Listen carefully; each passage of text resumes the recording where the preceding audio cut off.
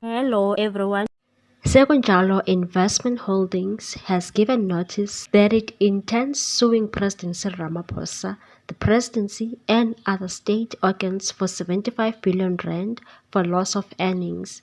In a statement, Sekunjalo said that the notice in terms of Section 1 and 2 of the Institution of Legal Proceedings against certain organs of State Act Number 40 of 2002 reflected its intention to sue and claim damages amounting to $4 billion, which is about 75 billion rand. The calculated loss of earnings the group has suffered due to action against it by various South African organs of state, including the presidency. In terms of the Act, the affected parties have 6 months to mount a defense or conclude a settlement. Sekunjalo said it had delivered notices to Ramaphosa, the National Treasurer, the Minister of Finance, and the Minister of Justice, as well as the State Attorney. The statement said the lawsuits follow a protracted period of targeted sabotage whereby Sekunjalo believes elements of South African state power, all since Cyril Ramaphosa was elected president, have been corrupted and used to deliberately undermine and wish harm on Sekunjalo Executive Chairman Dr. Iqbal Surf and companies allied to the group, with the clear and determined aim of barring them from participating in the South African economy. Sekunjalo is one of the firm opinion that the genesis of attacks on it stem from its purchase of independent media in 2013. Independent media, an independent source of news and information that caters to the views and opinions of majority of South Africans.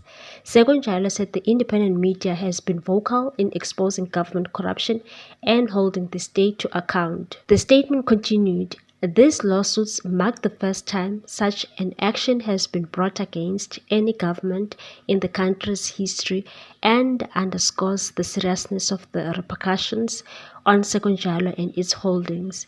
The case has been thoroughly constructed over a period of more than 18 months, during which time the group has amassed hard evidence, including whistleblowers' reports, to support its claims. Sekunjalo said the purpose of the legal action is to not only claim damages of $4 billion, but to clear the company's names once and for all. It is also especially important in this election year to demonstrate to the people of South Africa that their vote for government is accountable to the people, in which the current dispensation is sadly lacking. It said the Sekunjalo Group has been in the existence for more than 20 years and was one of the first black companies to be listed on the Johannesburg Stock Exchange post-apartheid. Additionally, the group was one of the first black companies, if not first, to be a member of the World Economic Forum and through its global presence has invested in 40 countries.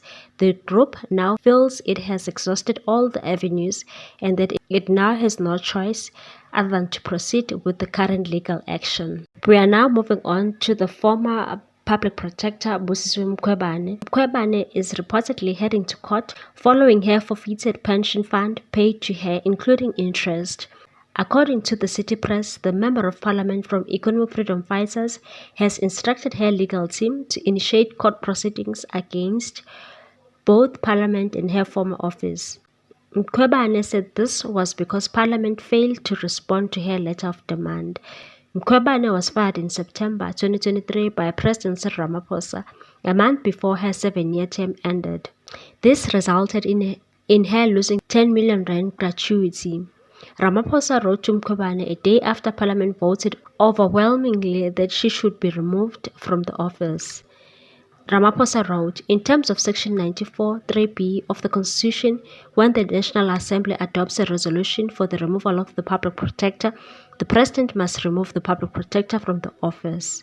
In an interview with Newsroom Africa, Mkhwebane said the parliamentary review report process was underway and her legal team was finalizing the necessary documents.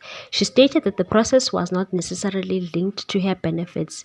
Remember that the process is challenging the fact that I never completed my testimony. Addressing speculation around her forfeiting the loss of gratuity from her office, she said neither Ramaphosa's letter nor the parliamentary report stated anything about pension funds being taken. There is violence of my rights. Even an employee, a public servant who is dismissed from public service, you might not receive all your benefits, but you do receive your benefits if your term is terminated before your contract. That's a take on this one, people. Thanks for watching. Please subscribe for more news.